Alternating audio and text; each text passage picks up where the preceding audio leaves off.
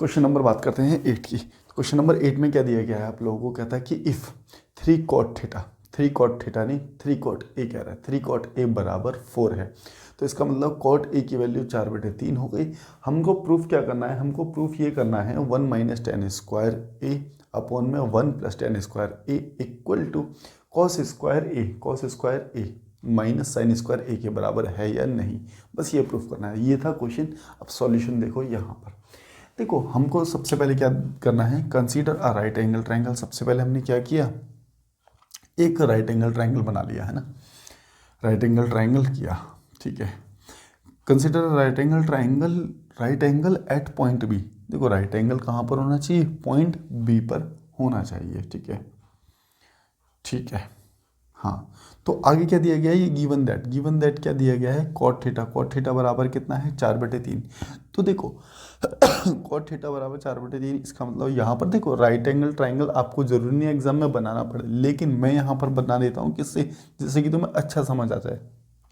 Exam में ही बनाना चाहो तो बना सकते हो, इससे और अच्छा ही लगेगा, एग्जामिनर को कोई दिक्कत नहीं होगी, तुम्हें समझ थोड़ा अच्छा आएगा इससे। देखो तो ए बी सी, यहाँ पर अगर मैं देखूँ तो मैंने इसको क्या लिया है, एंगल ए लिया है। ऐसा क्यों किया हमने कि यहाँ पर इसको ए ले लिया, हमेशा इसको ए ले रहे थे, इसको बी ले रहे थे, इसको सी ले रहे थे। तो देखो इसमें जो क्वेश्चन में जो पूछा गया है वो एंगल ए पूछा गया है। क्या पूछा गया, एंगल ए। तो जो एंगल पूछा जाता है तो सामने वाला परपेंडिकुलर हो गया। तो अब हमने ये परपेंडिकुलर और ये बेस है, ऐसा ज़रूरी नहीं है आप इसे ले लेते तो भी आंसर हो जाएगा, ठीक हो जाएगा, लेकिन उस केस में हमें ये परपेंडिकुलर मानना पड़ता।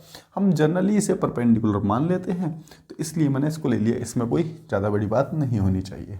चलिए हाँ, और अगर मैं बात करूँ हिंदी की, हिंदी में क्या स्टेटमेंट लिखेंगे आप, हिंदी में आप लिख सकते हैं कि समकोण त्रिभुज कौन सा, ए बी सी में समकोण कहाँ है, समकोण बिंदु बी पर स्थित है, ठीक है ना। हिंदी इंग्लिश में थोड़ी सी कन्फ्यूजन सी रहती है कि तुम्हें भी और हमें भी, ठीक है ना, तो इसी एक ही लैंग्वेज में पढ़ा करो। खैर हम तो बाइलिंगुअल पढ़ रहे हैं, जैसे जैसे मैं स्टेटमेंट बता रहा हूँ वैसे वैसे भी कर लोगे तो भी मोर देन सफिशिएंट है। गिवन दैट मतलब कि दिया हुआ है क्या, कॉट थीटा बराबर 4/3। ए बी की वैल्यू यहाँ से आ गई, A B upon B C, A B की वैल्यू 4 आ गई, बी सी की वैल्यू 3 आ गई। हिंदी इंग्लिश दोनों ही बराबर है। अगर मैं बात करता हूँ इफ़ ए बी इज़ क्या है, if A B is 4K then B C will be 3K where K is a positive integers. तो यहाँ पर मैंने अभी पिछले क्वेश्चन में बताया कि यहाँ पर जैसे अपॉन में जो वैल्यू होती है ना, फ्रैक्शन में जो वैल्यू होती है, तो उसको हम क्या मान लेते हैं, XYZ कोई भी पॉजिटिव इंटीजर्स मान लेते हैं। तो आप हिंदी में लिख सकते हो यदि ए बी क्या है, यदि ए बी 4K है तो बी सी 3K होगा, बी सी 3K होगा, जहाँ के क्या है, एक धनात्मक पूर्णांक है, के क्या है, धनात्मक पूर्णांक है। इतनी बात समझ आ गई होगी हिंदी इंग्लिश दोनों में। तो हमने इसको कुछ नहीं माना, हमने बस इसको इतना मान लिया कि ये हो गया 4K, इसको मान लो 4K और इसको मान लो 3K। इतनी बात आप लोगों को भी क्लियर होगी। अब क्या, by Pythagoras theorem in triangle ABC। अब बात करेंगे पाइथागोरस थ्योरम की। तो यहाँ से देखो, यहाँ से क्या निकालोगे, AC का स्क्वायर अपॉन बराबर में AB का स्क्वायर प्लस BC का स्क्वायर, अब मैं इसके आगे लिख देता हूँ, यहीं से, यहाँ से नहीं, यहाँ से देखना, यहाँ पे लिख रहा हूँ। AC की वैल्यू हमें निकालनी है, तो AC का स्क्वायर बराबर में AB की वैल्यू हमें कितनी दे रखी है, AB की वैल्यू हमें दे रखी है 4K का स्क्वायर, इतनी बात समझे। और BC की वैल्यू हमें कितनी दे रखी है, BC की वैल्यू दे रखी है हमें 3K का स्क्वायर। इतनी बात क्लियर है। तो इसका मतलब AC का स्क्वायर बराबर में 4 चौक 16 के स्क्वायर प्लस 3 तिया 9 के स्क्वायर, ठीक है। तो यहाँ से AC जो आ जाएगा हमारे पास, AC का स्क्वायर जो आएगा तो आएगा 25 के स्क्वायर, है ना। स्क्वायर हटाएंगे तो अंडर रूट चढ़ जाता है, तो इसका तो इससे कैंसिल आउट हो गया। तो हमारे पास जो बचेगा वो बचेगा कितना, 5K। हमारे पास जो बचेगा, AC की वैल्यू कितनी आ गई, AC की वैल्यू हमने निकाल ली यहाँ से 5K। अगर AC की वैल्यू हमने यहाँ से 5K निकाल ली, तो अब हम देखते हैं कि हमें निकालना क्या क्या है, उसी के हिसाब से आगे के निकालते हैं। तो सबसे पहले हम निकालते हैं साइन थीटा, साइन ए निकाल देते हैं, ठीक है ना। तो साइन ए निकालते हैं, तो साइन ए के लिए हम क्या करेंगे, साइन ए के लिए साइन क्या होता है, परपेंडिकुलर अपॉन में क्या हाइपोटेनियस। तो ये हो गया हमारे पास बी सी बटे में हाइपोटेनियस हमारे पास कितनी हैगी ए सी, बी सी बटे में ए सी। बी सी की वैल्यू है 3K और मैं ए सी की वैल्यू जो दे रखी है वो दे रखी है 5K। किसे के गया चला गया, यहाँ से आ गया हमारे पास कितना 5/3। इतनी बात क्लियर है। अगर मैं यहाँ से बात करता हूँ कॉस ए की वैल्यू, कॉस ए की वैल्यू अगर निकालेंगे तो कॉस क्या होता है बेस अपॉन में, तो बेस क्या है हमारे पास ए बी, ठीक है ए बी ये रहा बेस और ये दे रखा है मैं क्या हाइपोटेनियस, तो ये कितना हो गया ए सी।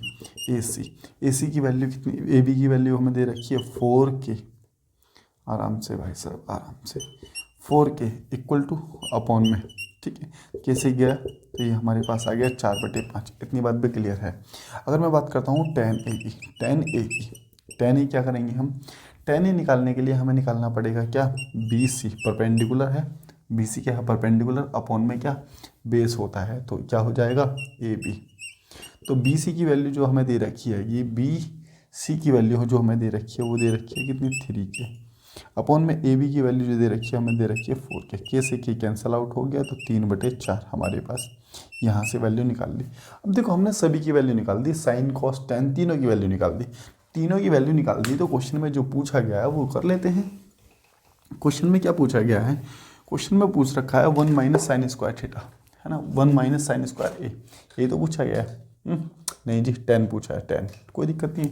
देखो क्वेश्चन में जो ये पूछा गया है आपसे, ये पूछा गया 1 - tan स्क्वायर ए अपॉन में 1 + tan स्क्वायर ए क्या बराबर है किसके cos square A minus cos square ए ना माइनस साइन स्क्वायर ए के, यही तो पूछा गया क्वेश्चन में। अब जब ये पूछा गया है तो यहाँ से एक चीज़ देखना 1 - 10, 10 की वैल्यू हमारे पास कितनी आई थी 3/4, 3/4 का हम क्या करेंगे यहाँ पर स्क्वायर करेंगे, ठीक है 1 प्लस तो ये 3/4 का 3/4 ही रख लो, ठीक है ना।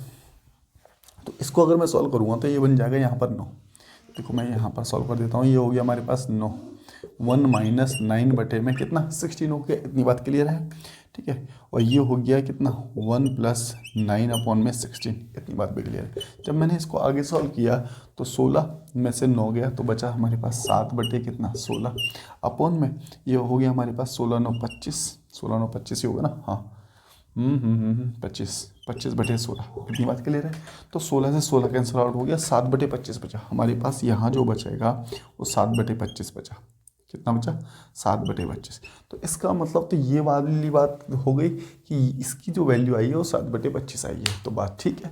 तो इसको यहाँ से सब कुछ हटा के इसके बदले में लिख दूँ कि 7/25, इसकी जो वैल्यू हैगी वो कितनी है 7/25। अब इसकी वैल्यू और निकाल लेते हैं, ये है हमारे पास 7/25, ठीक है जी। इसकी वैल्यू निकालने के लिए क्या करेंगे कॉस स्क्वायर ए, तो कॉस की वैल्यू क्या कहती है, कॉस कहता है कि 4/5 का स्क्वायर कर लो, ठीक है माइनस करना है क्या 3 बटे कितना 3/5 का स्क्वायर, 3/5 का स्क्वायर।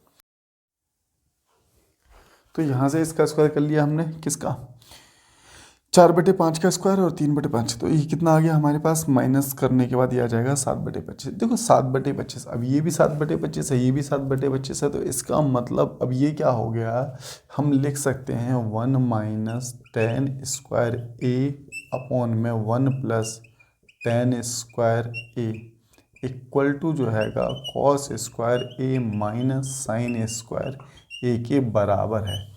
किसके बराबर है का, इसके बराबर है। तो हमने क्या कर दिया प्रूफ कर दिया। तो क्वेश्चन नंबर 8 था ये पूरा कंप्लीट। बाद बाकी अगला देखेंगे आप क्वेश्चन नंबर 9।